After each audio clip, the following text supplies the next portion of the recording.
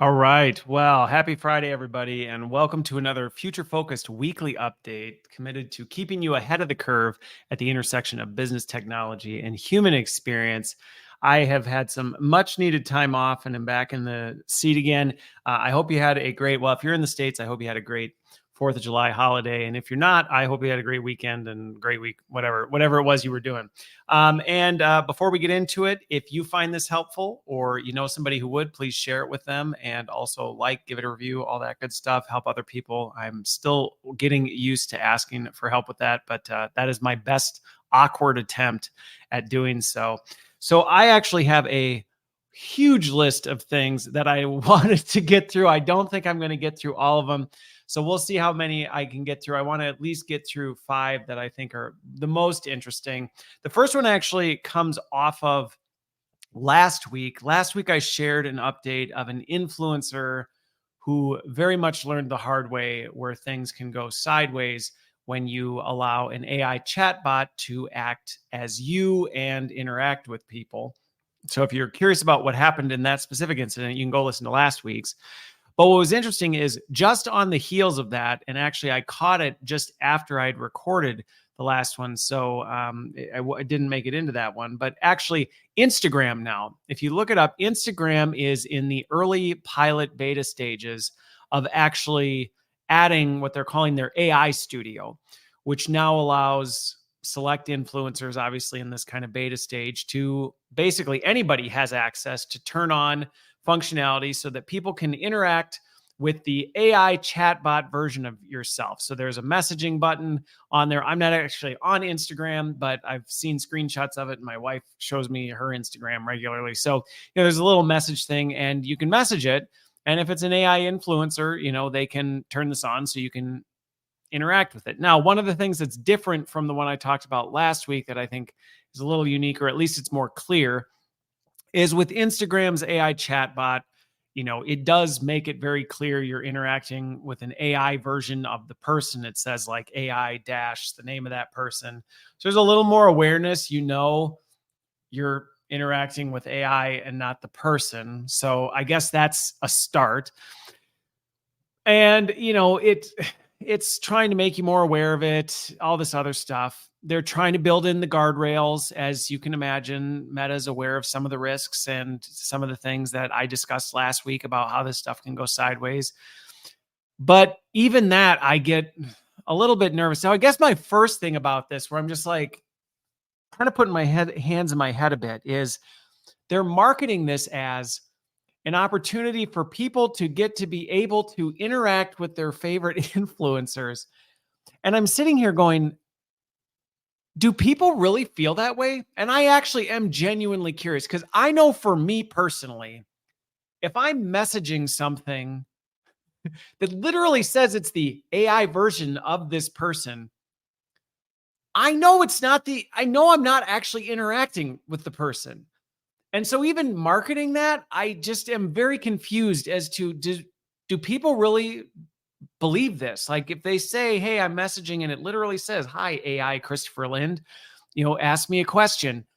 Do people actually then go, this is awesome. I'm interacting with, well, nobody would be excited to interact with Christopher Lind, but let's say an actual famous person, would you be like, oh, it was so great. I had this conversation with Jason Statham. It was so neat. And people are like, wow, you really did? Well, not really. I was talking to an AI bot that was on his account. Like, does that even count? Is that even remotely? I don't get it. I really, really don't get it. And I'm curious if the market is actually going to go, we love this. Like, does it really give you that dopamine hit of, I feel like I interacted with my favorite influencer, my favorite celebrity, because their AI talked back to me? Because just as an example, and if this is somebody who's like, no, I think that'd be awesome, please send me emails. I'm curious to hear your point of view on it because I don't get it. I really, truly don't. Because as I was looking at some examples of this and some of the marketing and, oh, look what you can do with this, I'm like, I can do this today. I can go to Cloud 3.5 or ChatGPT or Gemini, and I can say, I want you to imagine and I'm just using Jason Statham. I want you to imagine you're Jason Statham and I'm having a conversation with you. Look up and literally, if you type this prompt, you could do this. I want you to imagine you're him. I want you to do research on him, the way he talks, the way he's represented, his tone, his voice. I want you to imagine you're him, and I want to engage you in a conversation where you're pretending to be them. And I could have the exact same thing. I don't need to go to said influencer celebrity's Instagram and say message to imagine talking to an AI version of something. So I know I'm a little fired up about this, and some of it is I know the risks of where, yes, this cognitive disconnect where you can start to convince yourself you're doing this based on last week's conversation can take you to some dark places, and you can trick yourself into believing this for whatever purposes that you want. So not only do the risks get me a little uppity about this happening, but I truly am wrestling with, why would someone want this? I understand from the influencer side if you're trying to be deceitful. Now, I'm not supportive of that, but I understand where somebody looking to gain greater influence, fake more engagement, if you've got some nefarious purposes, I can understand having it's literally pretending to be you, but you don't want to tell anybody that. But this is not the case, because like, hey, this is AI Christopher. Now, I can understand. I still think it's dangerous to say, well, we should do that knowingly for purposes of maybe you've trained it on a specific set of domain expertise. Maybe you have a very strong subject matter expert. They have way too much information and not enough time. And so you want to take all their work and put it into something and interact with them. But even there, I see it being very much hey, I know I'm not really talking to that person. I'm tapping into a searchable, accessible version of their knowledge base, which I've trained GPTs on massive amounts of my content on things I've said. And I still go, yeah, that's not how I would represent things. So even that, I think, has plenty of risks. But then I look at this on the consumer side and go, and even one of the examples they give is like, oh, ask your favorite influencer their favorite dad joke. And then they tell you their favorite dad joke. It's so great. Isn't that hilarious? Now I know AI version of so-and-so thinks this dad joke's their favorite. And you go, what kind of madness is this? So I told you I was going to start a little fiery on this. I just truly am like racking my brain going, from a logical standpoint, where does this make sense on the consumer end of you're purely trying to, I don't get it. And so if somebody listening or watching this goes, oh, I think this would be great, please tell me. I'm not, and I don't mean that in like a sarcastic, I think poorly of you. I truly would be like, is there a use case I'm just somehow missing other than nefarious or purely entertainment purposes? I really don't understand why else you would want to knowingly engage with your favorite celebrity for the purpose of pretending you're having a conversation, knowing full well it's fake. I don't get it. So I'm going to stop there, because otherwise I'll just go on a rant, and I still just, yeah. Anyway, please let me know if you think differently. And if you're on the fence, I hope this at least makes you kind of go, yeah, I guess, yeah, I don't know that's, because sincerely, and then I'll be done, I promise. Sincerely, my concern is I think things like this can start for entertainment purposes. I just was asking dad jokes and then you start to experiment with it and things go sideways, and you end up like what happened in my update last week with the influencer, where you're like, what did you think was going to happen? Well, how did you think this was going to end well? So I would just caution people with any of this stuff, just be careful. And if you're an influencer, don't. Please don't. All right. I'm done. Next topic. If you hadn't heard, the music industry is kind of spicy, as I am today. The music industry is a bit spicy. Big music companies are in legal. They're going back and forth. The big major labels are in a huge lawsuit with two of the biggest AI music platforms, Udio, I think it's Udio and Suno. I think I'm getting the two right. But anyway, big legal battle. They're fighting them because these AI generated companies have trained. Again, if you've listened to me for long, you probably are familiar with how a lot of this AI stuff works. So these AI music companies have listened, their AI has listened to probably all the music that has ever been created in the history of the world and is now able to generate completely synthetic music. And the music labels are going, hey, whoa, whoa, whoa. Like, wait a minute now. You didn't ask us if you were allowed to do this. And the AI companies are going, hey, whoa, whoa, whoa. This is like fair use. Like people listen to music all the time and then they go create music.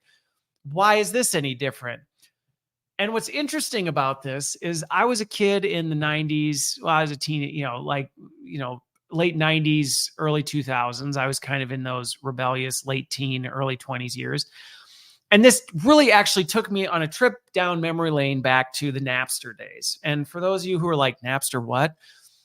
It was back when, before torrents, but it was really kind of the first file sharing thing where you could share files. And so music was just starting to go digital. We'd kind of gone through the burning CD mix CDs days, which again, we've been through this before. Mixtapes. Oh no, people are recording things off the radio and then they're making mixtapes, and then it was CDs, and now they're making mixed CDs and distributing that. And now then there was the Napster age where it was like, oh, now this digital music is being distributed out.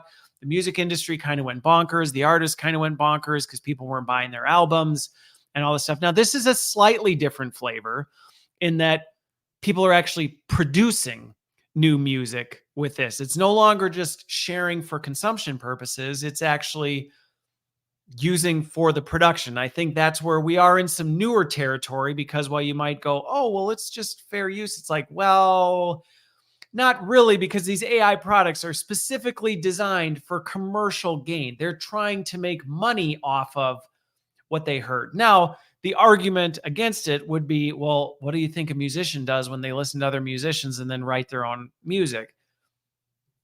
Okay, but could you really humanly ever, right? It's a little bit different. I don't think there's many people out there other than maybe cover bands that are literally listening to music to go, I'm going to copy that and then try and make a bunch of money off of it. But some of the arguments feel very similar to the Napster days of, oh, this is undermining the sales infrastructure that we have today, our distribution and licensing models. And so a lot of it is we're kind of back in the days of, well, this is totally new. We haven't had to deal with this before, and we don't like it. And so we're going to sue over this. Now, I don't know that there's a whole lot of, where do I think we're going to land? I really honestly am up in the air on this. I think there was a period of time. Here's what I'll say.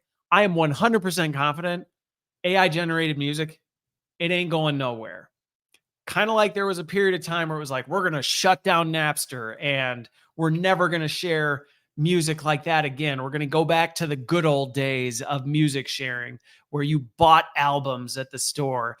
And I remember that and going, okay, so you sued Napster. Napster kind of was completely just neutered down to nothing. And then BitTorrent picked up. And then finally the industry caught on and went, hey, we should maybe have like streaming services where we license and do this in a different way. And we reinvented it.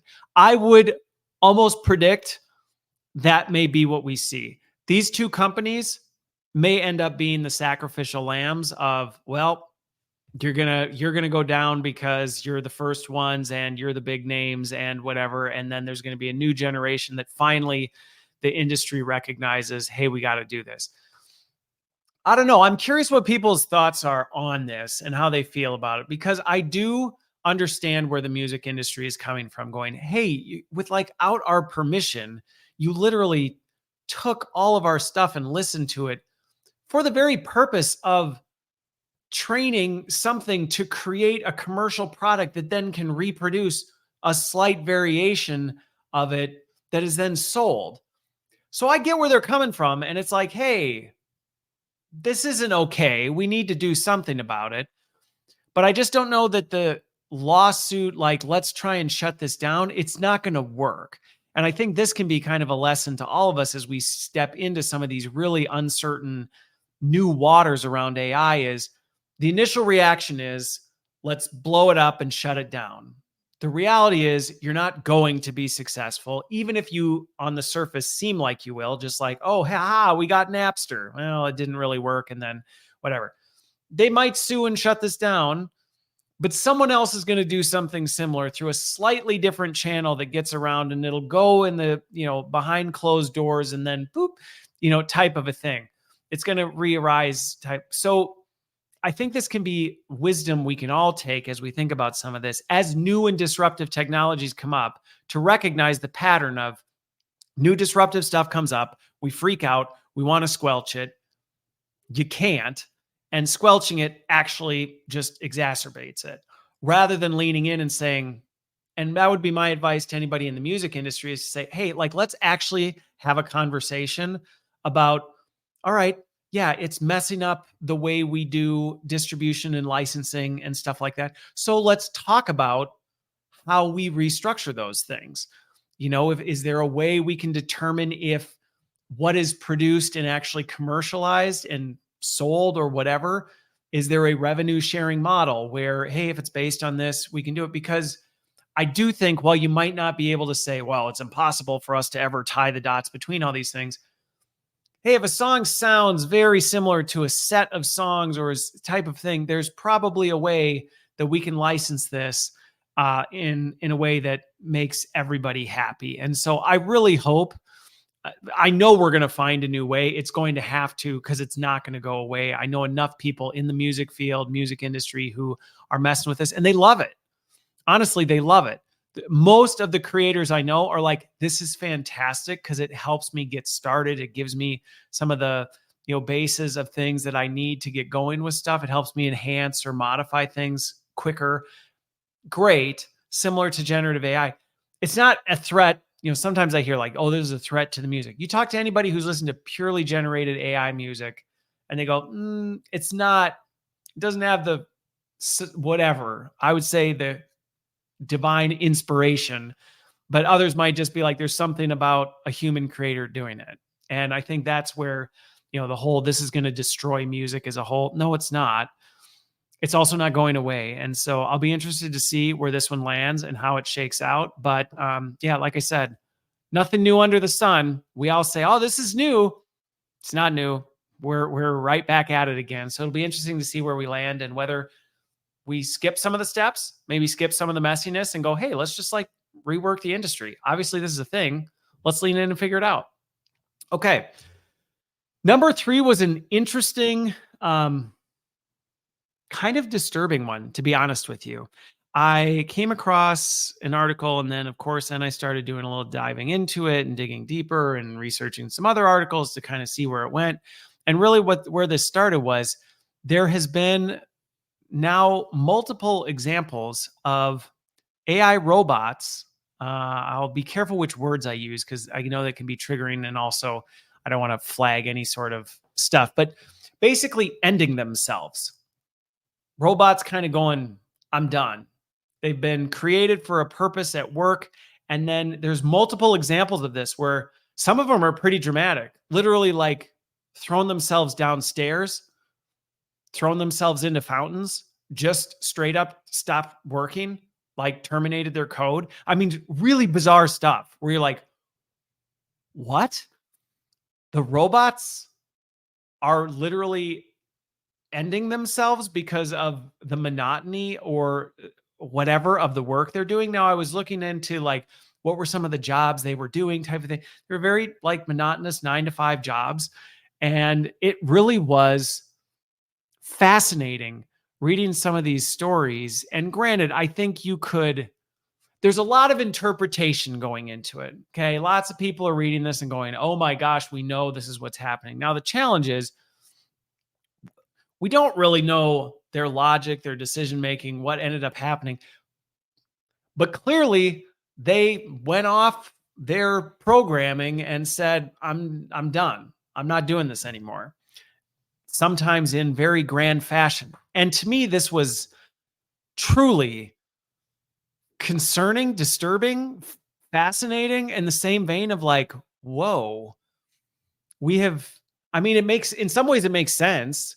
We've built robots, we've trained them on AI that has been trained on human behavior. We know this is an outcome that people sadly regularly come to when they see no path forward. And if you think about a robot, you want to talk about seeing no path forward when your code is literally programmed to say, this is literally all you can do for the rest of eternity. That somehow something in there is leading them to go, yeah, I don't want to do that anymore. And I'm just going to put an end to it.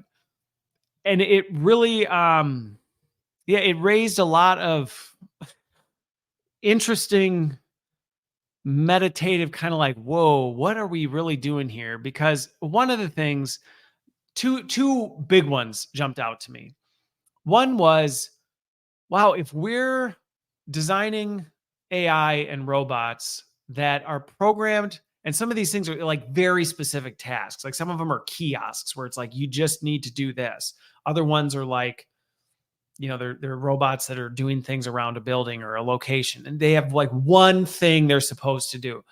And somehow they're coming up on their own and deciding this is the outcome they're going to go for, which was not in their programming, which for me then begs the question, man, if they're programmed to do this and then they can make that conclusion, what else could they decide to do? And maybe we need to really look into this deeper and go, hey, are there instances where this is like coming to conclusions on us? And like, how do we reverse engineer that to figure out what's going on? Because while a robot dumping itself into a fountain and, ending its existence is one thing, what if it happens to do something else? Especially if you've been following the humanoid robot space, as we start getting into some of these more autonomous robots that are going to be up. And I'm not saying this like freak people out, but I couldn't help but look at this and go, geez, if a robot programmed to do one thing gets so fed up with it, it's able to on its own do this, what limitations are there on what it can and can't do? And what is the solution to it? And I think this is something where, we might need to, instead of just say, hey, we just need to build in these super, super finite parameters. If we're seeing it jump outside of those parameters regularly, we may need to proactively build parameters into that to say, hey, if you're going to jump outside the parameters, here's the backup parameters that need to be in place for that. So I couldn't help but kind of go, all right, so I'm going to be following this one for a bit to see, I don't want to, my goal in sharing this isn't to have people freak out or build a bunker in their backyard, because it's not like there's thousands and thousands and thousands of these robots, flinging themselves off the roofs of buildings. But there was definitely enough stories that I came across that I went, this is more than a total anomaly. There's something to this. Now, I think the other thing, though, it opened up for me is I couldn't help but think, man, how bad has work gotten that even a robot says, I'm done. I don't want to do this anymore. And it really made me empathize with how, as a leader in an organization, how as a business professional, what can I be doing to make work a better place for the people that work for me? And how can we be doing more to make work more meaningful and more value? And some of this stuff that we're probably going, hey, we'll just have the robots do it, instead of going, do we even really need to do this? Like, is this work really even that important? If it's so bad that a robot throws itself down the stairs after it's done it for a while, maybe we need to ask the question of, maybe we don't need to get this done. Maybe we need to think about it differently. And so I think we can walk away from this not only going, whoa, this is a little nutso with the robots, but also going, as we think about some of the stuff that we just do, which we as people have a really bad habit of just doing and not thinking and asking questions and going, maybe we need to reevaluate this. I think this was really a stark reminder that there's probably a lot of stuff we're committing a lot of time and money and resources to that maybe we should just be reevaluating that as a whole. So, yeah, like I said, a little bit of a disturbing one that I came across, but you want to keep yourself up at night just thinking. This is definitely one, but I think there are some really practical applications we can walk away from this and really challenge ourselves, one, in how we think about the technology and what we might need to do to prevent things from going wrong in the future, but also things that have nothing to do about technology and really have to do with the work and the work environments and the way we spend our time. So I will end on that one. Number 4, OpenAI released this big press article. They came out with this, and it was interesting. They have now trained, it's called CriticGPT. They have trained a version of ChatGPT specifically for the purpose of auditing and checking ChatGPT. So it will literally, it's AI checking itself. It's a checks and balance system built into place, designed to look for bugs and naturally occurring errors in ChatGPT's responses. Some of the examples that I looked into were very specific to code.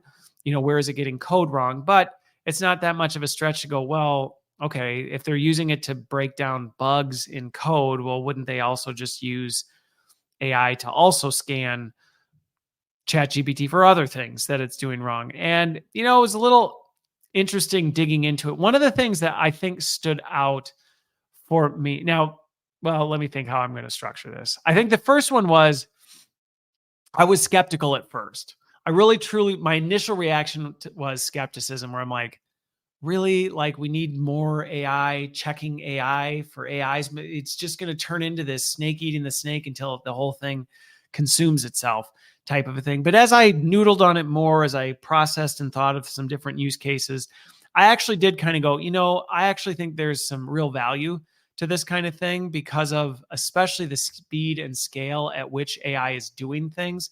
It's nearly impossible for people to even keep up anymore. So to have an AI version to be almost kind of that frontline filter level of, like, again, because a lot of air checking in life is monotonous and tedious and does not require a lot of skill. Requires a lot of skill and technique for more advanced stuff, but a lot of the basic stuff does not. And so could I see a world where you go, well, AI is generating more stuff than humans could even keep up with. We should have AI being that front line of defense to do that initial pass because no human being could ever keep up. I was like, okay, I get where it makes sense. Again, I think there's plenty of risks that need to be evaluated. I think we as consumers should be really skeptical, which I'll get to, about how this goes. One of the things that really stood out to me, though, that was really interesting was when it came to the comprehensiveness of its critiques, like the percentage, like how often it was catching stuff. This was one of the first times that, and again, how you interpret the data, it matters. Because on the surface, it looks like it does a comparison. Human looking for errors, CriticGPT looking for errors, and then human partnered with CriticGPT looking for errors. And so I've historically been on the record saying human plus GPT or human plus AI always nets a better result. In this instance, it was not. Actually, CriticGPT barely, but within the margin of error, it was technically margin of error. They could be equal. So it's debatable, but essentially it technically outperformed human plus GPT or human plus AI, which was a little like, okay, that's unique. But then as I thought about it more, I'm like, well, but now we're just playing a numbers game where you're saying how many critiques, like how comprehensive were the critiques. And so it would make sense that, especially when you looked at the other situation where here's the counterbalance. So before everybody goes, yeah, it's brilliant, AI, searching for AI is the solution to all our problems. The stat that was right next to it that was really fascinating is hallucinations. Like, it imagines a problem that doesn't exist.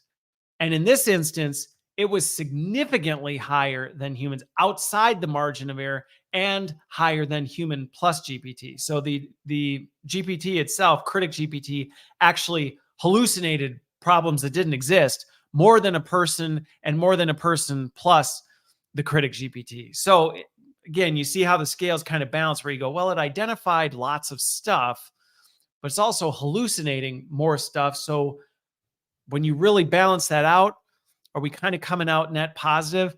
Tough to say. But I do think, again, where I've landed on this is I do think we are going to see more and more AI being used as a front line of defense for spot checking, cross checking. I have an update that I guarantee I will not get to today related to healthcare and the use of AI in healthcare, where again, I see AI being a really good filter, a way to do this, but you do need something above and beyond that. And we can't just become over dependent on it. What was interesting was there were some limitations, and I appreciate that in their thing. Of course, it's the very last part of the article, but they did acknowledge some of the limitations. Like, hey, the things that identified were super basic, which I think is a recognition everybody needs to have about AI and its capability. So even in this, oh, it's really good at identifying problems and errors and better than people. Yeah, on really basic stuff, which I understand people sometimes aren't the best at that because we don't like the mundane and the trivial. And oh gosh, pretty soon we just start ignoring it. So it would make sense that AI doesn't get bored, doesn't get frustrated, doesn't get burned out. Although, based on my last update, maybe it does. So maybe over time, CriticGPT will actually get worse and might just end up eating, creating a virus that destroys its own code. I don't know. But my point is that it did acknowledge the limitation that, hey, it's only good on really, really basic stuff. It identifies basic errors, still requires supervision. It acknowledged, it actually hallucinates mistakes more than any other thing. And, it's not super great at isolating context. Why does the mistake get there? And, there might be multiple mistakes. And where did that mistake actually occur? Which I think this is some of the power of people and their problem solving skills. Is like a person may see an error here and go, well, yeah, but that's actually caused over here because of this mistake, where the AI doesn't figure that. It's just like error. And it doesn't necessarily understand where that came from and why, and what can we do about how do we actually solve it further up the line. So it really is still very limited. But I wanted to draw attention to this because I do think we are going to start seeing more of this. And I think the risk that I really want to call out, that I think we all need to be conscious of in this, is as we become more reliant on AI. I was talking to somebody this week who I will likely be bringing on the podcast, where the way he frames it is brain obesity. And essentially it's just this idea that we become obese, like our brain, and not obese as in big brain, but just like fat and lazy. And I think this is a real concern and something we have to be mindful of as AI starts getting integrated into more things. We can start to go, well, I don't really. And I actually read an article about how they're actually seeing this behavior change in tennis because they have this robot that tracks tennis balls. And so in there, it actually identifies, when the ball's out of bounds. And what they're seeing is actually a change in behavior with the officials, because they don't feel the need to pay attention anymore because they know the AI is going to catch whether the ball's out of bounds and some of this stuff. And so I think this is something we need to be really careful and mindful of, is we can become over dependent on it. We can become over reliant and think it's capable of more than it can, which everything about this data, even though the initial kind of wow factor charts that they showed you would make you go, holy moly, this is amazing. When you really dug into it, you went, well, it's actually pretty limited. And even the things it can do, you really need to understand the context of where and how. And you still would need somebody heavily involved to understand this with a deep subject matter expertise and critical thinking ability. And I think that is truly a risk that we have, is our laziness and complacency could actually exacerbate some of the problems that they are already identifying with this kind of capability. That, yeah, it's great, it's powerful, it can help with some of this stuff. But I'm already looking at this going, we need to be really careful, because I can absolutely see a world where we layer AI on top of AI processes and go, well, we're trusting AI to see when our process goes bad or when something is out of bounds or whatever. And then pretty soon we go, so I don't really need to look at it. I don't really need to pay attention to it. I trust what it's doing. And it's either one, going to miss lots of stuff, or two, it's going to identify problems that then we react to that are complete hallucinations. They aren't real problems. Or, like the limitations pointed out, the problem's over here, but we're responding to the symptom over here and putting a lot of activity into this kind of stuff. Now, this is not unique to AI. And I think this is the important piece to kind of close with is I will say this until I'm blue in the face, white in the face. I don't know. Like I have read anyway, my point is I'll say this until I'm have no breath left in me, that AI is not in and of itself doing things. It's accelerating, it's exacerbating, it's amplifying things that are already in place. So everything I just described with some of the risks around CriticGPT are real risks we see in organizations and in our personal lives and whatever today. We can become over-reliant, over-dependent, and just kind of delegate and say, somebody else is taking care of that. And this is only going to potentially open greater risk for that. And I think the data and the limitations it highlights should show us we need to be even more aware and more conscious of what's going on, because the scale of this is going to be so much bigger. And so the risks are higher. So there you go. That's my thought on CriticGPT and what's going on there. Again, I don't think it's going to go away. I think it's going to be something we're going to have to navigate. Last but not least, I'll close on this one. I came across a relatively robust paper that was put out by the internet. Let me look it up. The International Monetary Fund. And you can look this up if you want. You can just Google international. At some point, I'll actually put the links to all this stuff in my descriptions. But for now, hopefully y'all know how to do Google search. But if you look up International Monetary Fund, the article is called Broadening the Gains from Generative AI, the Role of Fiscal Policies.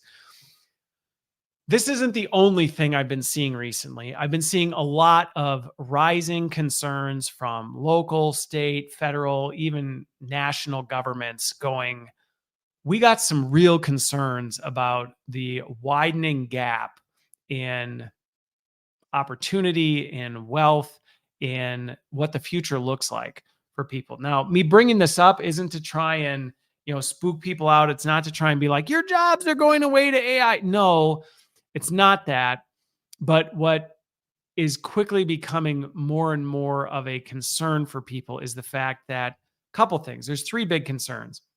One is really, yes, it is around unemployment. And I think it was last week and the week before where I called out two situations where people legitimately, they lost jobs to AI, and it is a real threat to people. And are there lots of reasons why it's happening? Yes. Is it more complex than just AI bad, people good? Yes, it's more complicated than that. But I don't know how to be more clear with people that you need to be concerned, at least concerned enough to keep you on the edge of your seat so that you're proactive and you stay out of the complacency zone. I guess when I say concerned, that's what I mean. It should be enough to unsettle you, disturb you enough that you go, I better stay on top of this, because unemployment and job loss is a real risk coming with AI. Now, granted, I think there's some counterbalances, there's some things in place, but it is a real risk. And there are people I talk to where I go, if you do not change course, you will lose your job. You will lose your job. You might not lose it today. You will lose it in the next couple years. And if I were your boss and you kept doing what you were doing, I would let you go for AI. And that's not me going, oh, AI is better than people. That's me going, we need to adapt and change. And if you're not willing to do that, at some point, a fiscally responsible company is going to go, if that is what you're going to do, we can do it better with a machine. And so I think that is a concern. And this paper discusses some of the unemployment that governments are having to think about and going, what are we going to do about this? Because there are going to be people who don't heed the warnings, who don't heed the advice and go, AI is never going to touch me. And then they're out of a job. And that number is going to grow, and they're not going to know what to do because it's going to be an AI world where just doing what you always did isn't acceptable anymore. So that's one of the big things that, again, I would make a call to anybody listening and watching this, that if you still are not convinced, you better be at the top of your game, continually growing, improving your skills, do it. And there's never been a time where that is more of a call to action than ever. But I think one of the other ones that this gets into is some of the income disparity that's also going to come with it, because it's not as simple as, well, there won't be jobs for people. Well, there might still be jobs. People may still be able to be gainfully, well, no, they may still be able to be employed, but may not be gainfully employed. And what governments are quickly starting to go, uh-oh, we better figure something out here, is especially with the increased cost of just existing on the planet, it's going to get to a point where there may be jobs out there for people, but they don't pay enough for people to survive. And it's very hard to get companies to pay for those roles because they go, well, why would I pay more than that? Because all it is the person doing this very basic, simple task. And so what you end up having is you have a growing income disparity, as there's this group of people, that the ones who adopt AI, who, advance with AI, they do these things and they make more money. Companies make more money. The wealthy make more money off of this. And then there's the rest of everybody else who goes, all that's left for me to do is push the button on the AI machine, and that pays minimum wage. What am I supposed to do with that? And I can never gain the kind of income I need to be able to grow out of that. Now, I have a very complicated point of view on this whole situation that I'm not going to get into here, because we'll be here for the better part of the afternoon if I do. But it's not as simple as, hey, government, get involved, fix this for people, because they can't and they won't, and it's not the right path. I also don't think it's productive to just say, well, people, it's on you. You need to just figure this out on your own because no one's coming for you. And even though that may be the truth, I don't think it's fair for us to go, no one's coming for you, so tough it up, deal with it. I don't think that's helpful, and that's not how we're called to treat people. And so I think we've got to find that right balance of what do we do? And that's where a lot of governments are looking into. Hey, are there things we can do to create some sort of income protection for the disruption? Are there things we can do to actually have unemployment insurance? Or how do we have upskilling programs to help people do this? Because it's one thing for someone like me to say, you just need to upskill yourself. I've been in the learning and development field way too long to know there's a lot of people who go, I don't even know what to do. I don't know how, like, that's fine. I know I'm supposed to, I'm willing to, I'll make the time. I just don't know what to do. It's like telling somebody who's never worked out in their life and is morbidly obese and had terrible eating habits, just get healthy. We can't just do that. And so I think those are some of the things that a lot of institutions are trying to solve for right now. And I think we need to push for that kind of stuff. I think one of the other problems this is bringing up, though, is that all those things take money. And one of the other big problems that this document, but also a number of things that I've been reading about, are concerned about, and this goes back to, we've got to change the way we think about things, is we don't have really great ways to gain tax revenue from AI, because the system wasn't built this way. And so a lot of tax comes from income tax that comes from people working and taking a portion of what they earn. Well, if all of a sudden machines are doing more of that work and generating revenue for the company, but it's doing it with less people who now are no longer paying income tax, right? You start to see where this goes and you go, uh-oh, like, how do we figure that out? And so I think we're going to start to see major changes to the way tax bases are structured, how things are handled, and this could be good for people. It could be a benefit if we start going, you know what, we probably need to tax the revenue of products more to, one, maybe drive down margins, because, hey, if you're just nothing but incentives to have greater and greater profits, and AI can just help you do it, of course, you're going to have lots of people who go, well, yeah, forget people, employees, they're expensive. I got to pay a lot of money for them, lots of tax, all this other stuff. it's all in my favor to use AI. And so I think we're going to need to start to see some of that. Now, I'm not a big fan of, big government. Oh, let's trust the government to figure this out. I don't think they can, but we're going to have to do something, because I think people are quickly starting to realize we are in for a major transformation in the industry, in our economic system as a whole, and we are ill prepared for it.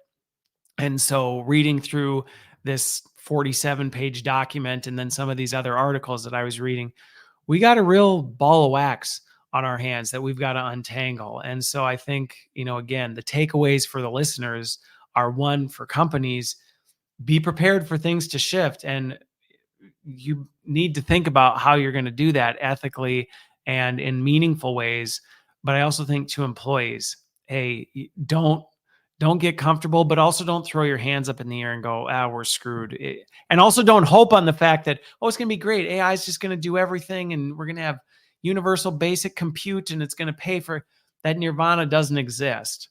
And so I think we're in for some very rough years as we move forward, which such is life. But yeah, it was some heavy stuff. And I'm really curious for anybody who watches and listens to this, who may be even closer to it, who knows some of the efforts, the activities that are going into it. I'd love to actually talk to somebody who's doing some really creative ways of solving for this, because I think one of the things we're notoriously good at is pointing out all the problems. We seem to be terrible at coming up with solutions to this.